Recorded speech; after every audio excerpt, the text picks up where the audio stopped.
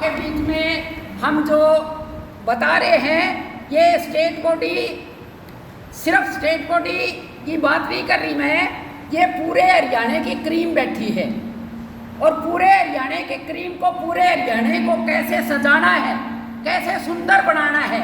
और सुंदर तभी बनता है जब महिला और जेंट्स दोनों बराबर बढ़िया तरीके से रहे, तभी सुंदर बनता है।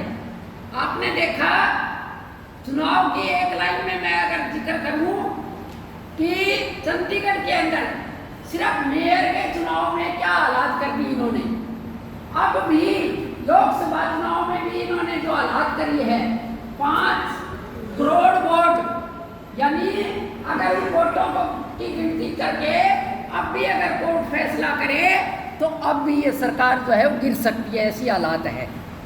इसके साथ साथ हमारे जो भ्रष्ट नेता है, ये कहते हैं ना, हम भ्रष्टाचार नहीं फैलाते, हम पर्ची और खर्ची की नौकरी नहीं देते।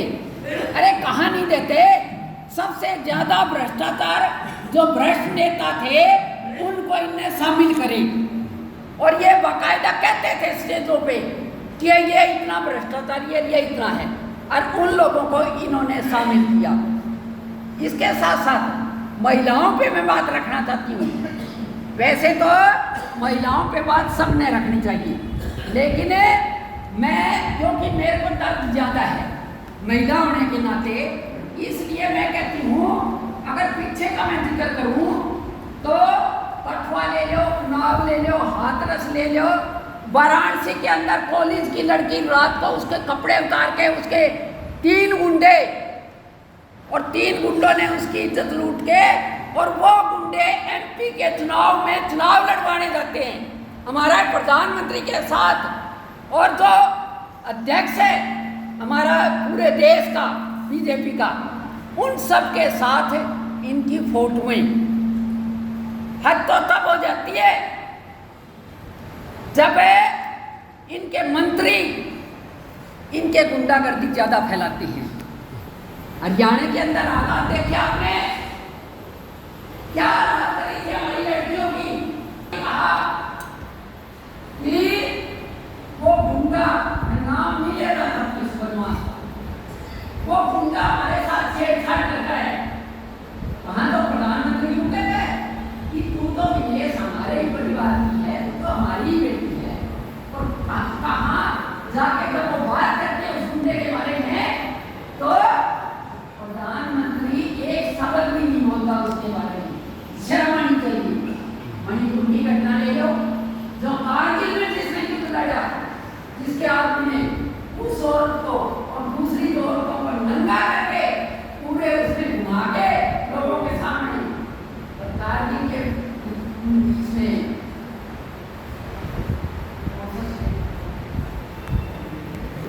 मणिपुर में नंगा करके घुमाना, और उसके बाद भी हमारा प्रधानमंत्री का नाम करना, और वहां ना करना तो साथ के आसपास हो गए। वहां लोग जो है वो कितने ट्राई मान हो रहे हैं, इसके बाद भी कोई परवाह नहीं करता। तो अगर हमारे यहाँ जाने का मैं जिक्र करूँ, चाणा में थोड़े दिन पहले टीचर ने बच्चियों के साथ शीशे के दीवार लगा के, और बाहर का कोई दिखे ना और अंदर उसको सारा दिखाइए, इस तरह के दीवार लगा के लड़कियों के साथ छेड़छाड़ करना। अभी डुमरखा गांव में प्रिंसिपल ने 10 साल की लड़की को बाथरूम में जाके छेड़ना। क्या हो गया है हमारे हरियाणा में, जो हरियाणा लड़कियों की इतनी कदर करता है, जिस हरियाणा में बेटियां सुरक्षित थी, और उस हरियाणा में ये वजह भी है हमारा, जब मुख्यमंत्री ये कहता है पूरे विधानसभा के अंदर है कि संदीप मंत्री को मैं नहीं हटाऊंगा, नहीं हटाऊंगा, नहीं हटाऊंगा, मेज पे मुक्के मार मार के। ऐसे तो हमारे मुख्यमंत्री है, ये क्या रक्षा करेंगे हमारी?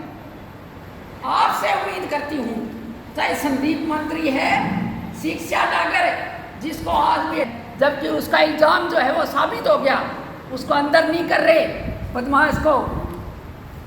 और इसके साथ साथ रोहतक के अंदर अभी आपने देखा कलकत्ता वाली जो घटना है, जो डॉक्टर लड़की और उसको उसके साथ क्या क्या हो रहे हैं, यानी रात को जब खाना खाने के बाद थोड़ी देर आराम करने के लिए जाती है तो पुलिस का मुखबिर और दूसरे जो उनका प्रिंसिपल था या जो भी थे, यानी प्लान बना के उसको भेजा और उसकी इज्जत लूटी, उसके हाथ पैर तोड़े, उसका गला घोटा, उसको मार दिया दरिंदगी करके।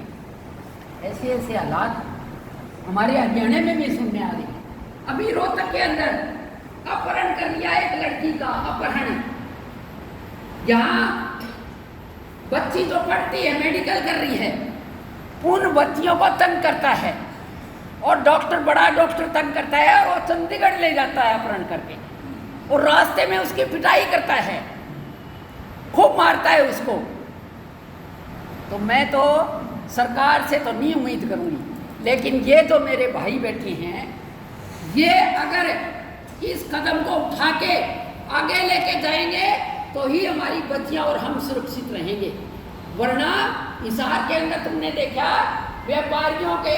व्यापारियों को धमकियां मिली है कि 5-5 करोड़ रुपए जो है दो। 2-3 व्यापारियों को धमकियां मिली है और सिर्फ हिसार में नहीं, ये हर जगह इसी तरह हालात करेंगे, ये आदमी का जीना दूभर कर देंगे। तो इसलिए ज़रूरी है कि हमें कैसी सरकार लेके आए, लोगों को कैसे इकट्ठा करें, उनकी समझ कैसी बनाए, ये सारी सोच हम लेके चलते हैं रिटायर्ड कर्मचारी संघ।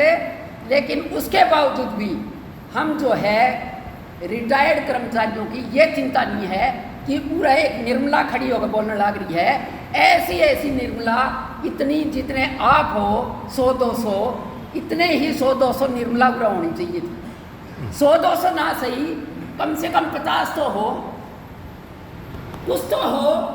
हम जहाँ मेंबरशिप करने जाते हैं, महिला को मेंबर बनाए।